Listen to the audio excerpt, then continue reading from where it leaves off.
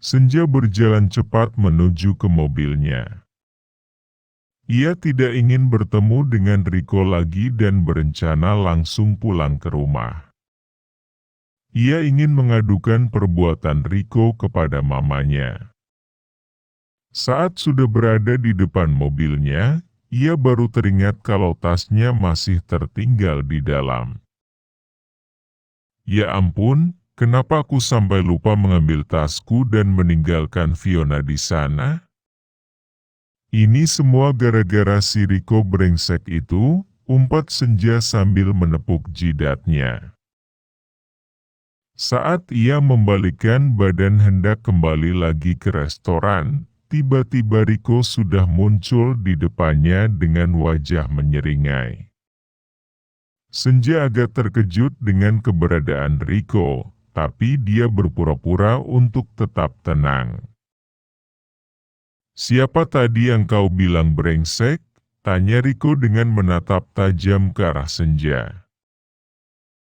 "Siapa lagi kalau bukan kau?" jawab Senja ketus. Wah, kau wanita pertama yang mengataiku.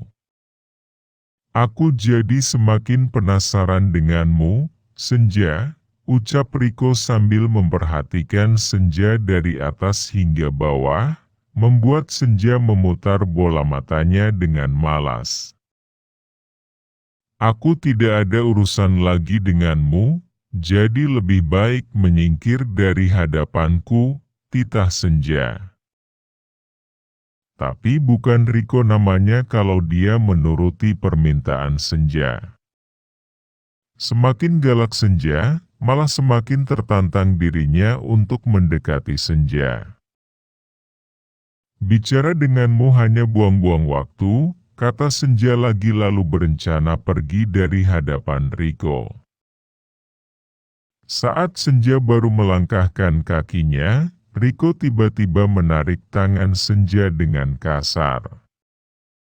Mendapat perlakuan seperti itu membuat Senja meronta minta dilepaskan, tapi permintaannya tidak digubris oleh Riko.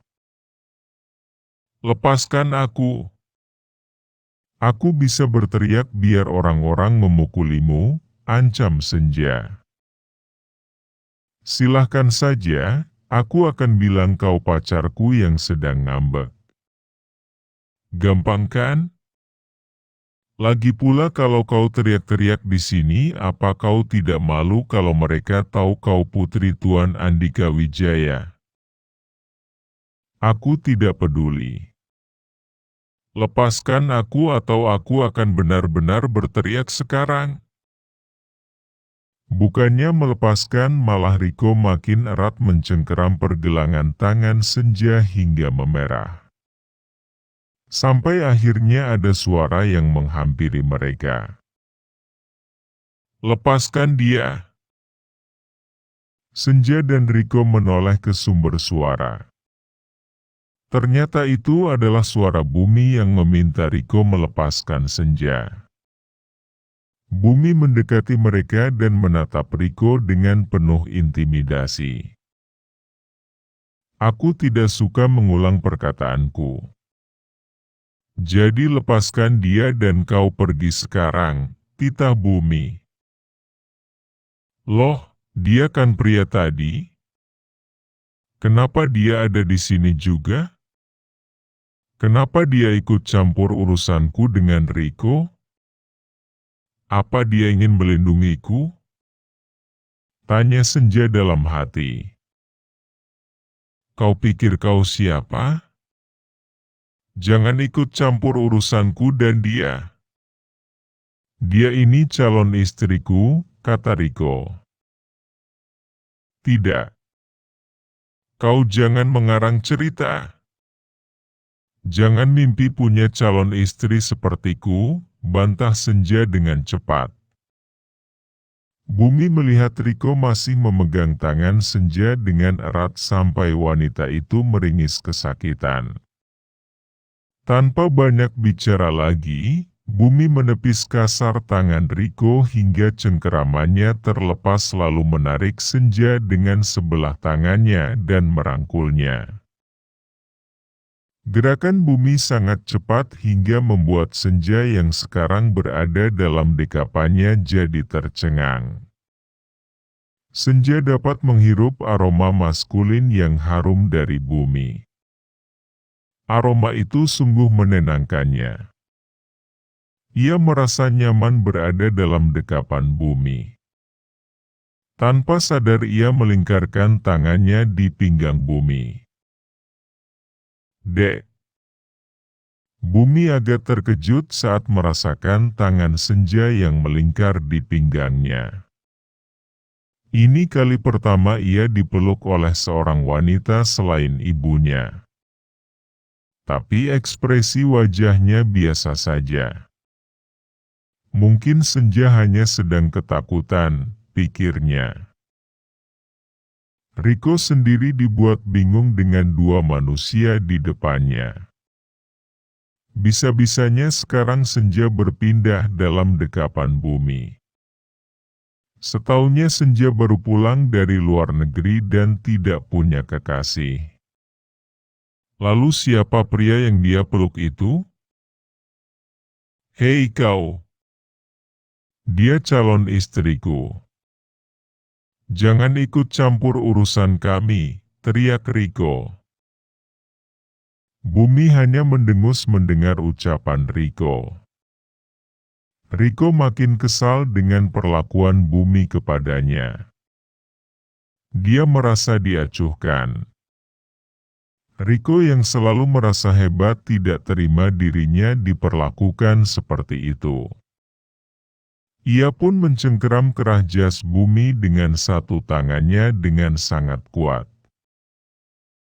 Senja terkejut lalu mengeratkan tangannya di pinggang Bumi. Bumi dapat merasakan ketakutan Senja. Ia pun membalasnya dengan mengeratkan dekapannya. Seolah sedang memberikan ketenangan untuk Senja. Begitu Riko terlihat mencengkeram kerah jas Bumi, dengan gerakan cepat 5 orang bodyguard Bumi yang bertubuh tinggi dan berbadan kekar mengelilingi mereka. Dan salah satu di antara mereka adalah Jeffrey sang asisten Bumi. Riko tercekat melihat sudah banyak pria bertubuh kekar yang mengelilinginya. Ia menelan salivanya dengan berat. Tapi ia berusaha untuk tidak takut dan tetap tenang. Lepaskan tangan kotormu dari jas tuan muda. Pergi dari sini kalau kau masih sayang nyawamu, kata Jeffrey dengan penuh intimidasi. Kau pikir aku takut dengan kalian? Hah? Aku juga punya anak buah yang mampu menghabisi kalian, kata Riko balik mengancam tapi cengkeramannya di jas Bumi sudah mengendur. Bumi dapat merasakan bahwa Riko sudah mulai ketakutan. Dengan satu tangan ia menepis tangan Riko dari jasnya. Riko tidak melawan. Dia hanya diam saja diperlakukan seperti itu.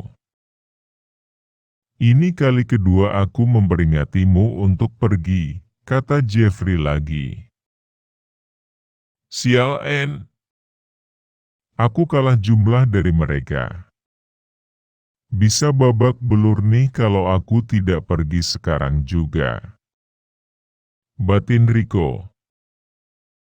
Baiklah kali ini aku pergi. Tapi lain kali jangan harap aku akan melepaskanmu, Senjaku, ucap Riko dengan nada mengancam. Jadi namanya Senja. Batin Bumi. Riko melirik lagi Bumi sekilas lalu ia pun pergi meninggalkan tempat itu dengan rasa dendam di hatinya. Sudah 2 kali dia dipermalukan. Pertama di dalam restoran oleh Senja.